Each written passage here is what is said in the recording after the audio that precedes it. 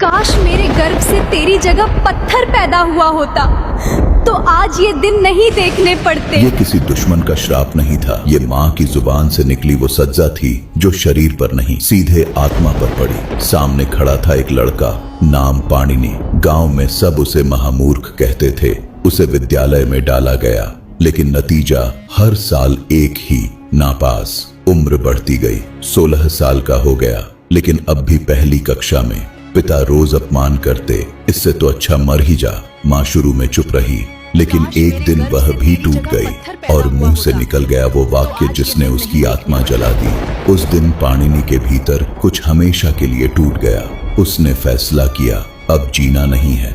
वह चुपचाप गांव के बाहर कुएं की ओर चल पड़ा। आंखों में आंसू थे और मन में सिर्फ अंधेरा। लेकिन कुएं पर पहुंचकर उसकी नजर पड़ी पनघट की दीवार पर। पत्थर कठोर था और उस पर पड़े थे रस्सी के गहरे निशान। वर्षों से औरतें पानी खींचती रहीं, नरम रस्सी आती जाती रहीं और पत्थर पर अपनी छाप छोड़ गई। उसी क्षण उसके भीतर विचार बिजली की तरह कौंधा, अगर अभ्यास से रस्सी पत्थर को बदल सकती है तो अभ्यास से मेरी जड़ बुद्धि क्यों नहीं बदल सकती। मृत्यु का विचार वहीं टूट गया। उसने गुरु की खोज की। अंततः उसे एक सिद्ध गुरु मिले। गुरु ने उसकी आंखों में जलता हुआ प्रश्न देखा और उसे शिव मंत्र दिया। उसने तपस्या शुरू की। धीरे धीरे मंत्र की अग्नि ने उसके भीतर की जड़ता को जलाना शुरू किया। प्राण शक्ति जागी, बुद्धि शक्ति प्रखर हुई, चेतना निर्मल होने लगी। वर्षों बीत गए। एक दिन गहन ध्यान में सामने नंदी प्रकट हुए। नंदी बोले,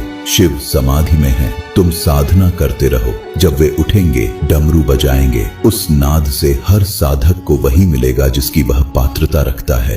पाणिनि अडिग बैठा रहा। समय बीतता गया और फिर वह दिव्य क्षण आया।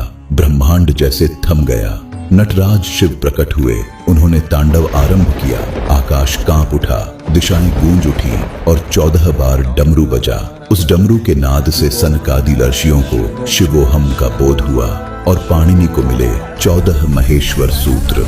उन्हीं सूत्रों से जन्मा संसार का सबसे वैज्ञानिक व्याकरण अष्टाध्यायी। जिस बालक को मूर्ख कहा गया वही बना भाषा का आचार्य, व्याकरण का महर्षि पाणिनि।